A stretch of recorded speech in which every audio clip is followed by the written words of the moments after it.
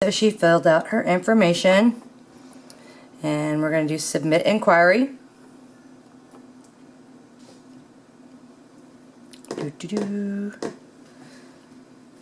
And now it's thinking.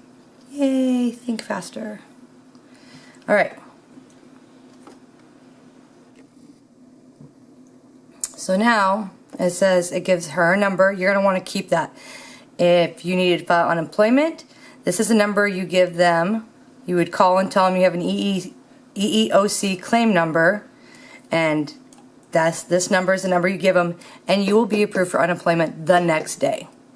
Just so you know, because that's what's going on with me right now. So now that she's done this, we're going to write this down. Caprice, write down 551. This is your inquiry number, or it'll be also your case number. 551-2018-00520.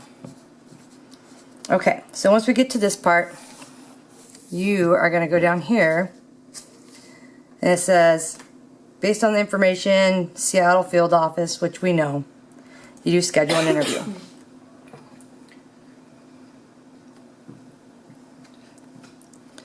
Alright, now it has her info. Give me just a second here.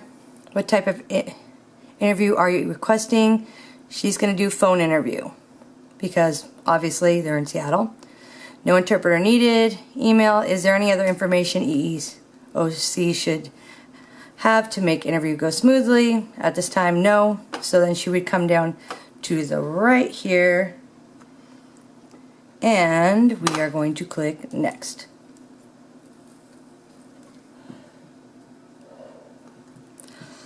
Alright, so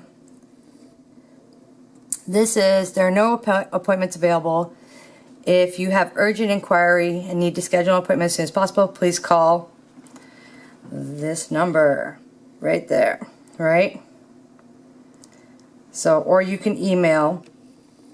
So what I did, because you can't schedule an in-person interview, is you literally have to call that number right there at the top. You have to call them, tell them that it said all the appointments were full on the board. You need to schedule your interview. They will patch you through to the EEOC office, and you will leave a message. You leave your name, you can leave your inquiry number, and that there's no appointments. And then what they're going to do is they're going to email you, and they'll tell you of some times available, or if none of those times are available for you for on the phone interview, they're gonna they'll ask you to give them any times that work better for you, and then they'll email you back, and then you basically set up your appointment that way. So that is basically it.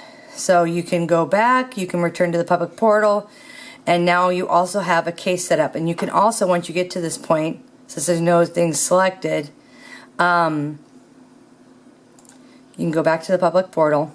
So she's going to call that number, and she can also view.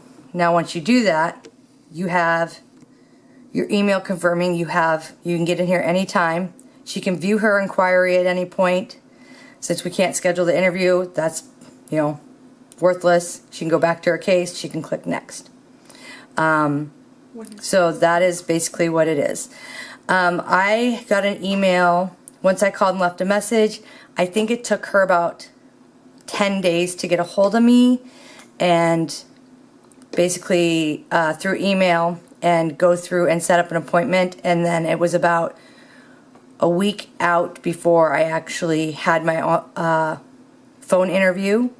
But once I did that, like I said, it's going. They basically send something to the employer to fill out, saying that this is my claim against her. She responds. Then what they're going to do is they'll go in and they'll investigate more.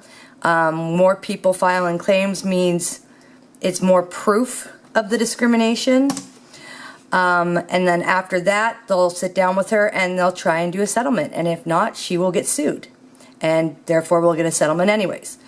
So that's it, and I will upload this and you guys can watch it, and I hope if you guys have any questions, message me.